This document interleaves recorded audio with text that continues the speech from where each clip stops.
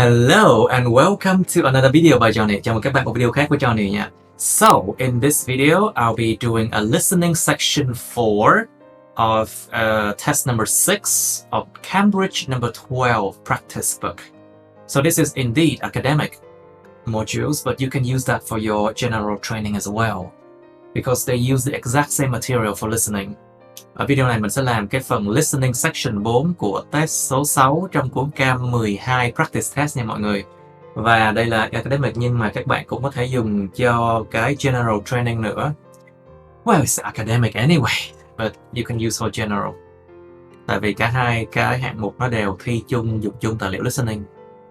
Okay, so section 4, oh my god, my hair is terrible because we have quarantine now and I cannot go out and have a haircut or whatever.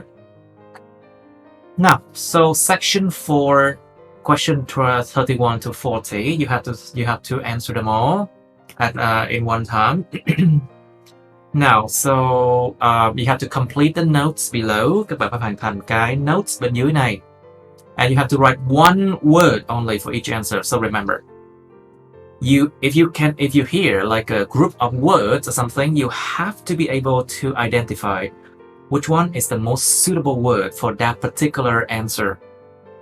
Cái chỗ này nó yêu cầu các bạn điền có một từ duy nhất cho mỗi cái câu trả lời này thôi, chứng tỏ là các bạn, nếu mà các bạn nghe được một đống cái gì đó thì các bạn phải lược ra, chọn ra cái từ phù hợp nhất để điền vào thôi, một cái từ phù hợp nhất thôi. Okay, so now it talk about conflict at work. Conflict is a noun, conflict. Cái bài đó nói về những cái sự xung đột ở nơi làm việc. And we have a lot of things here. They talk about CEOs, Chief Executive, giám đốc điều hành nè. Other managers, những giám đốc khác nè. And minimizing conflict, which means like keep conflicts at the lowest level. Làm tối thiểu hóa, tức là giữ cho nó thấp nhất có thể những cái sự xung đột. Okay, and then I'll go through the audio script and I'll explain it into easier English. And into into Vietnamese language as well for 95% of my audience, which are Vietnamese. So you can learn words in context, okay? Mình sẽ đi qua cái phần mà audio script sau sách và mình sẽ giải thích bằng tiếng Anh đơn giản hơn hoặc là bằng tiếng Việt cho 95% các bạn khán giả của cái channel mình, đó chính là người Việt, để mà các bạn có thể học từ theo ngữ cảnh được dễ dàng hơn. Okay, so let's look at this one. And also, I'll explain the answers for the questions, why I should choose that answer. Và đương nhiên mình cũng sẽ giải thích câu trả lời, câu hỏi. Now, section 4. Let me just make it bigger. Now, over the years, attitudes toward workers have changed considerably. After all, there was a time when workers had no rights at all and labored in appalling conditions. Thông qua nhiều năm, những cái thái độ đối với những người làm công, làm việc đã thay đổi một cách đáng kể. Sau tất cả thì đã có một cái thời nơi mà những người làm công, những người làm việc đã chẳng có một cái quyền gì hết và đã lao động trong những cái điều kiện rất là kinh dị, kinh khủng, rất là tệ hại. Appalling condition mean like terrible, very bad conditions. Conditions have improved a lot, but conflicts in the workplace is still common, and human resources managers nowadays need to be able to deal with it when necessary. Những điều kiện làm việc nó đã cải thiện rất là nhiều, nhưng mà cái xung đột ở nơi làm việc thì nó vẫn rất là thông thường thấy được. It's still very common. Và những cái người mà giám đốc của phòng nhân sự, human resources, tài nguyên con người hay nhân sự á, những người giám đốc phòng nhân sự ngày nay cần phải đương đầu với nó khi nào mà cần thiết, khi mà nó xuất hiện. Bất cứ khi nào cần thiết. Right, so what is conflict in a workplace? Definition varies, so it means there are many different kind of definitions, so there's no fixed definitions. Xung đột nơi làm việc là gì? Những cái định nghĩa thì nó biến thiên, nó biến đổi, nó nhiều lắm. Tức là có rất là nhiều cái loại, có rất là nhiều cái định nghĩa khác nhau và không ai gọi là không có cố định một cái định nghĩa nào cả. But I'm taking it to refer to a whole range of behaviors that the victim finds unacceptable. Nhưng mà tôi đang nói đến cái chuyện là nhắc đến nguyên cả một cái phạm vi, những cái hành vi mà những người nạn nhân thấy là hoàn toàn không chấp nhận nổi. From minor, harmless arguments to, at the opposite extreme, physical violence.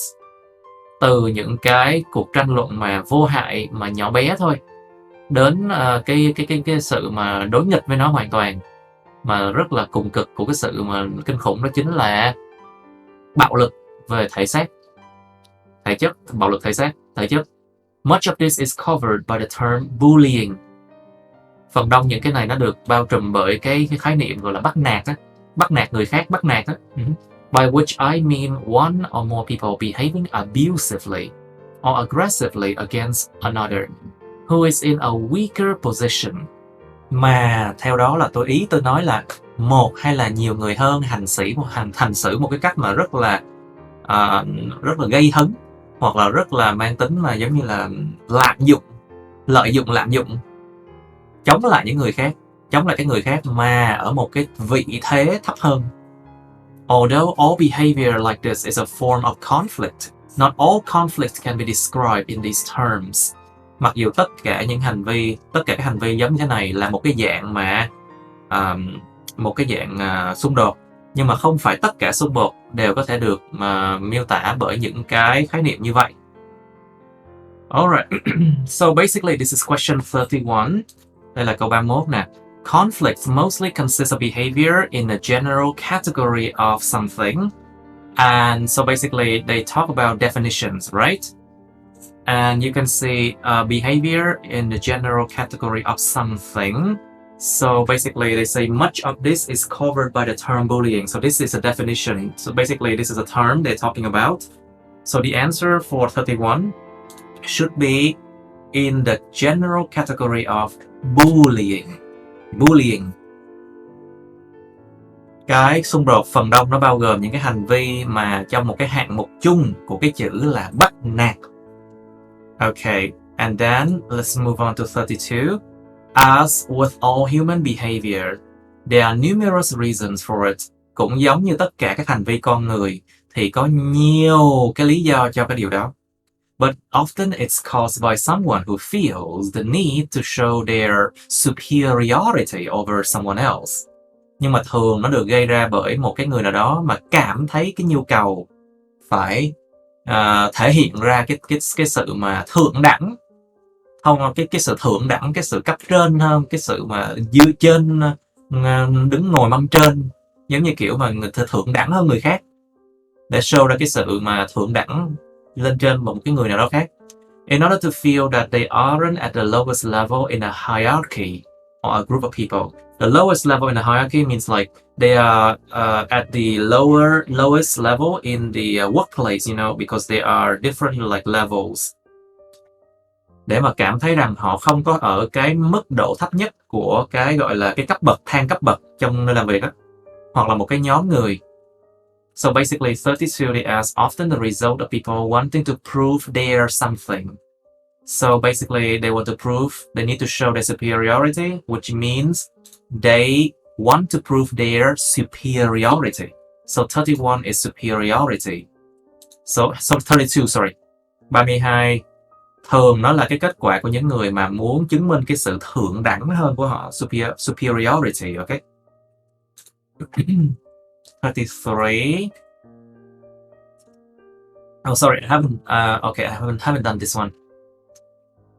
Okay, 33. In some cases, one person simply dislikes the other on the basis that the personality of one is in some way incompatible with that of the other person.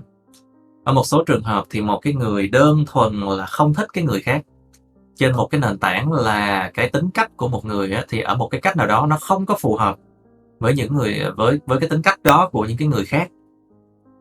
Tính cách người này không hợp với tính cách của người khác á. So basically it's about incompatibility of personality. So 33 also caused by differences in personalities between people. So you can see personality here.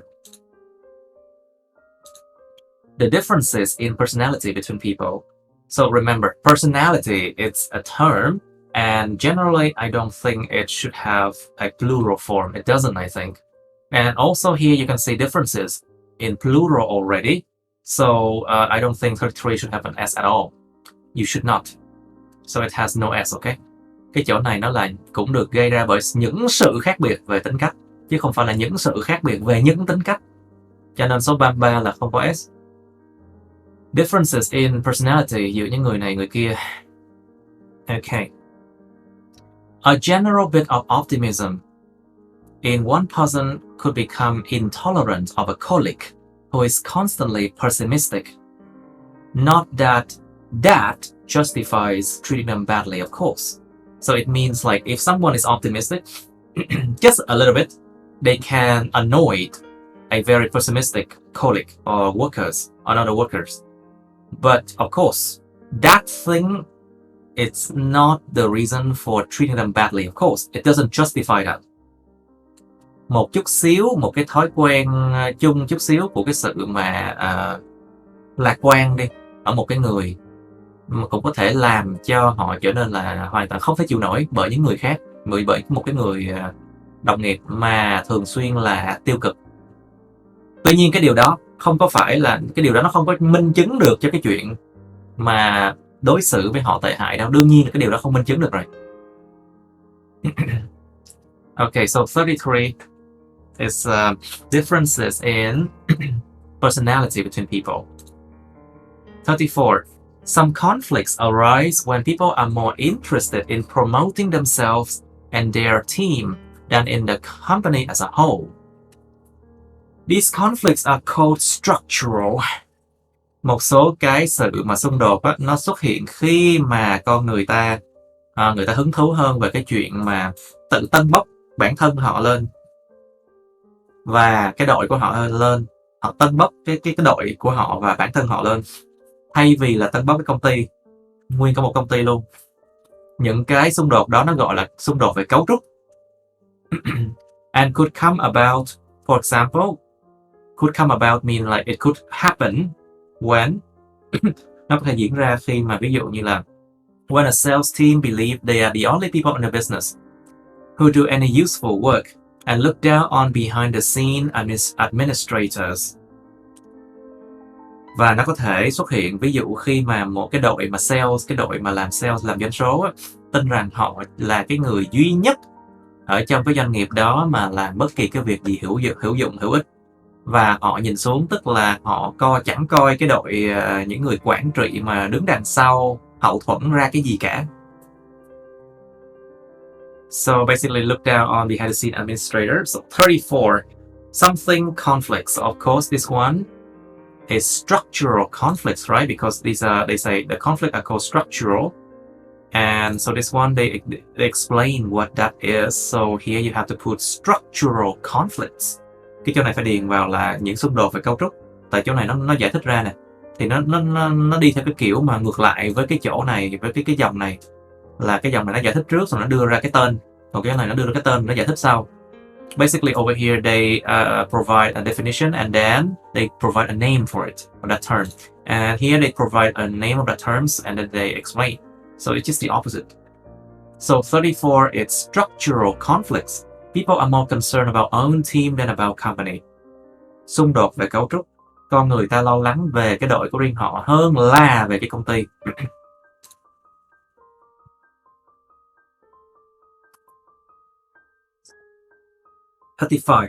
Conflict obviously affects the individuals concerned. The situation is likely to be very stressful for victims, resulting in their absence from work, possibly for months. Những cái xung đột thì nó rõ ràng là nó ảnh hưởng đến những cá nhân mà có liên quan.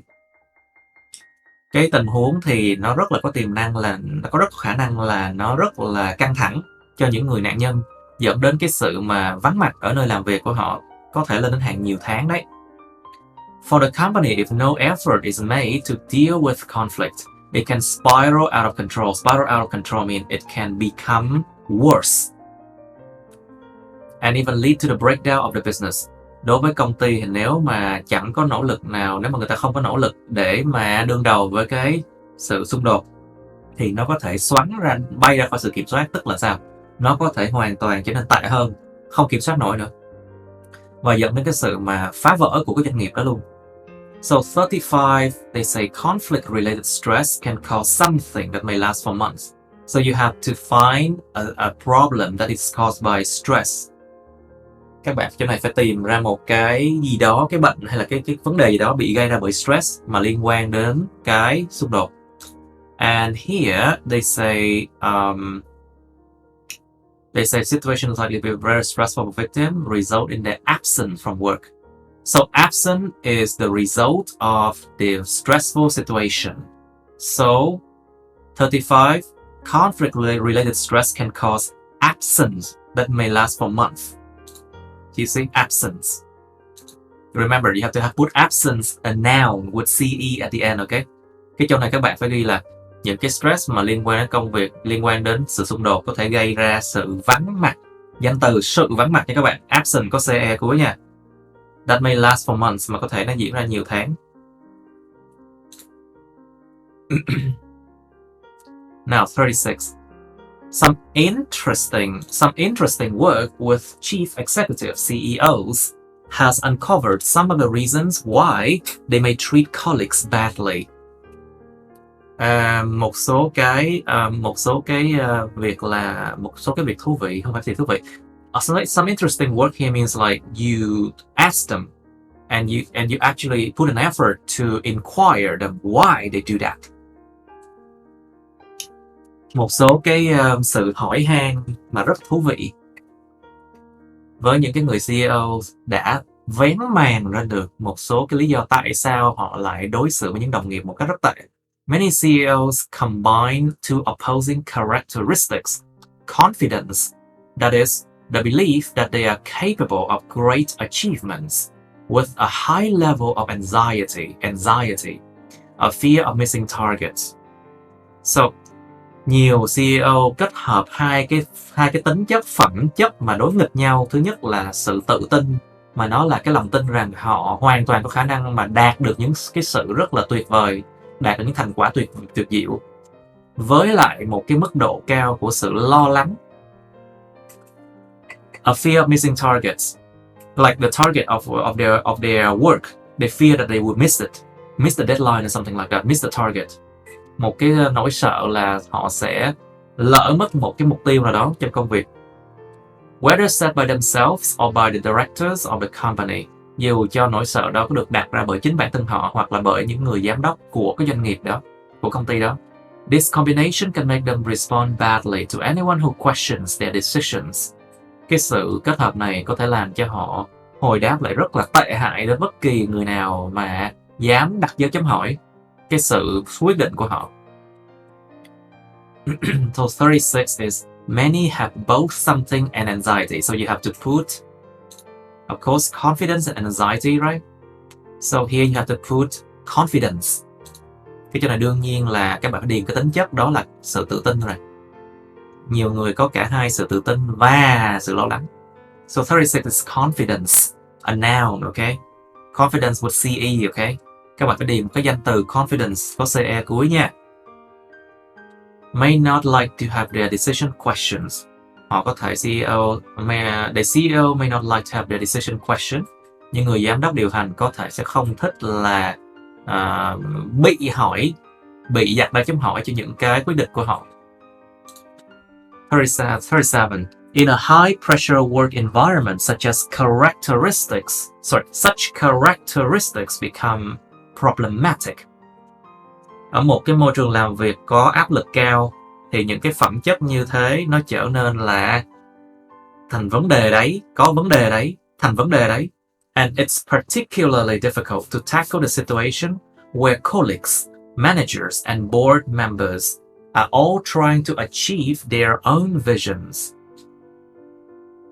When they can't agree on strategic issues and on where they see the business going, there are real problems.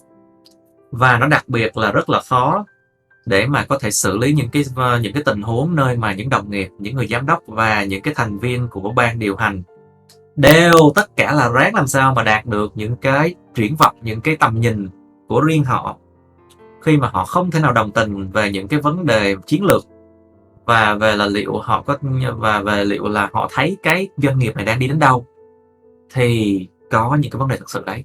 Thì đó là những vấn đề thực sự đấy. So 37, basically, there may be conflict between people who have different something. So you have to put something that these people have.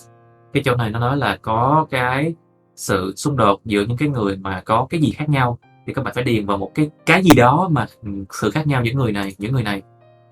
And they say they are okay. So basically they say they all try to achieve their own visions. So it means they have different visions. Cái chỗ này nó nói là họ đều ráng làm sao đạt được những cái triển vọng, những cái tầm nhìn, những cái những cái tầm nhìn riêng của họ. Tức là sao? Họ có những cái tầm nhìn khác nhau. So it means they have different visions. So that's why 37 is visions with S, okay? You cannot put issues here or problems here because it's not, it doesn't fit in the context. Các bạn không thể điền vào chữ problems hay là issue đây được, tại vì nó không phù hợp cái ngữ cảnh này. Okay, so 38. For managers at lower levels within the organization, it might seem that an autocratic form of management, where the chief executive gives orders and everyone else has to obey, would see more conflicts than others. Moment. I'll just move my laptop a little bit and put my hand this way. Would see more conflict than others. Cho những cái người mà quản lý ở cái mức độ thấp hơn trong cái doanh nghiệp, trong cái tổ chức, thì có vẻ dường như rằng một cái loại hình mà autocratic means like they allow everyone to make their own decision. Một cái loại hình mà rất là tự động hóa, một cái loại hình mà tự giác, tự động, tự cho mọi người tự quyết định. Về một cái loại hình mà quản lý mà theo kiểu tự cho mọi người quyết định, nơi mà những người giám đốc điều hành cho mệnh lệnh và mọi người khác. Sorry, autocratic, I think it means like toàn trị, đúng không? Autocratic means like they one man only. One man, one order. Everyone has to follow. That is autocratic. Toàn trị. Nơi mà cái người mà giám đốc điều hành cho những cái mệnh lệnh, và bất kỳ mọi người khác đều phải tuân thủ, không hỏi han gì cả. To obey means like you follow it without any question. Tuân thủ mà không có hỏi han gì hết. Thì cái loại hình này sẽ thấy nhiều cái xung đột hơn những cái loại hình khác. So this kind of form of management would see more conflict than other form of management. Interestingly though, a company with a more democratic business model, a democratic model means like they allow everyone to make their decisions. And một cái công ty thú vị thay, dù gì là một công ty với một cái mô hình doanh nghiệp mà dân chủ hơn, tức là cho mọi người đều có quyền tự có ý kiến, tự quyết định, can suffer more when uncertainty about who to report to leads to conflicting demands. Một cái công ty mà có cái mô hình doanh nghiệp dân chủ quá thì có thể là còn phải chịu được nhiều hơn đấy, có thể chịu lỗ, chịu những cái vấn đề, chịu hại nhiều hơn đấy. Khi mà cái sự không chắc chắn về cái chuyện là bây giờ tôi report, bây giờ tôi báo cáo cho ai đây, nó dẫn đến những cái nhu cầu mà nó đối chọi lẫn nhau. So basically 38 other managers, a structure that is more something may create a feeling of uncertainty. So they talk about a democratic form, right? So a structure that is more democratic may create a feeling of uncertainty about who staff should report to. Chỗ này 38 đương nhiên là một cái cấu trúc mà nó dân chủ hơn, có thể tạo ra một cái cảm giác không chắc chắn về cái người, về cái chuyện là bây giờ tôi tường thuật cho nhân viên nào, cho người nào. So democratic is 38. 38 democratic. Now minimizing conflict. Now I will say a little about dealing with a type of conflict that has harmful effects. Bây giờ tôi sẽ nói chút xíu về cái chuyện đương đầu với cái loại mà về cái loại mà xung đột mà nó có những cái hậu quả rất là có xung đột mà có cái hậu quả rất là tai hại. Of course, the idea is to prevent it arising in the first place. Đương nhiên, tối ưu nhất là tránh nó xuất hiện ngay từ lúc đầu. In the first place mean right from the beginning, you have to avoid, you have to prevent it from arising. A good manager at any level will make efforts to earn the respect of the people they work with. Một cái người giám đốc tốt ở bất kỳ cái mức độ nào trong công ty đi cũng đều sẽ nỗ lực để mà có thể tìm được, có thể có được cái sự mà tôn trọng của những người mà họ làm việc với. Particularly those who report to them, đặc biệt là những cái người mà tường thuật phải báo cáo với họ. That will involve politeness in all communications and treating them as equals who happen to have a different role within the organization. Điều đó nó sẽ bao gồm cái sự mà lịch sự ở bất kỳ cái chuyện giao tiếp nào và đối xử với họ như là những người bình đẳng. Mà những người này có vẻ như là có cái vai trò khác nhau trong cái tổ chức. So 39 basically, bosses are the managers need to try hard to gain what? Of course, to gain respect. Because earn the respect means to gain respect. So 39 is respect. And you cannot put the respect because you are only allowed to put one word only. Các bạn chỉ được cho điền có một cái từ thôi, cho nên là to gain respect nha các bạn. Và chính là respect. Những người ông chủ, tức là những người managers đấy, cần phải cố gắng rất nhiều để có thể có được cái sự tôn trọng. Okay. Sometimes, of course, conflict does occur and can get out of hand. Can get out of hand mean it can become uncontrollable and it can become like to the point that you cannot control it anymore. Đôi khi đương nhiên là cái sự mà xung đột nó có thể nó diễn ra và có thể nó ra ngoài tầm kiểm soát. In such cases, the Human Resources Department often get involved. Ở những cái trường hợp như vậy thì bộ phận nhân sự thường là sẽ tham gia vào. However, if one of the parties in a conflict sees human resources as simply a mouthpiece for the chief executive, a mouthpiece for the chief executive means like the human resources now play no independent role. They just basically talk for the CEO. Then an external mediator might be able to help. So you need someone, a middleman. You need someone in the middle to help. Tuy nhiên nếu một trong những cái bên mà của cái xung đột nhìn nhận cái bộ phận nhân sự chỉ đơn thuần như là cái miệng của cái người CEO thôi đó, chứ chẳng có phải là một cái người mà đứng trung lập, thì cần phải có một cái người đứng giữa, người điều phối đứng giữa ở bên ngoài để có thể giúp đỡ. Phải có người ngoài. By talking to both sides and trying to find the truth of what's been happening, they can build a clear picture of the situation and give feedback that both sides will accept, precisely because they are independent. Bằng nói chuyện với cả hai bên và ráng tìm ra được cái sự thật của cái gì đã đang diễn ra. Họ có thể xây dựng một cái gọi là một cái hình ảnh rõ ràng về cái tình huống nó như thế nào và cho những cái sự mà hồi đáp cho cả hai bên, mà cả hai bên sẽ chấp nhận cái sự hồi đáp đó. Chính xác là bởi vì họ độc lập, bởi vì những cái người mà mediator đã độc lập. They here are the mediator, external mediator, they are independent. So 40. Someone from outside the company, which means external mediator, may be given the role of something in order to solve conflict. So basically here is mediator. The role of mediator. Một cái người từ ngoài công ty có thể được cho cái vai trò của người ở đứng giữa là người mediator để mà giải quyết xung đột. So basically the role of something, of course, the only role here is mediator. Cái chỗ này, cái vai trò duy nhất và phù hợp chính là cái vai trò người đứng giữa. Cho nên 40 là mediator. So 40 is mediator. Okay, that's it. That's it for test number 6 listening. I hope that you found it helpful. Please like, share this video with your friends, subscribe to my YouTube channel, and press on the bell button next to the subscribe button so you can get notified about my new uploads, okay? You can also follow my Facebook, but please don't add me on Facebook as friends, okay? Mình cảm ơn các bạn đã theo dõi nha. Hy vọng phần trình bày của mình hữu ích với các bạn. Các bạn hãy nhấn vào like, chia sẻ video này với bạn bè các bạn. Nhấn vào nút cái chuông, nhấn vào nút đăng ký kênh YouTube mình trước.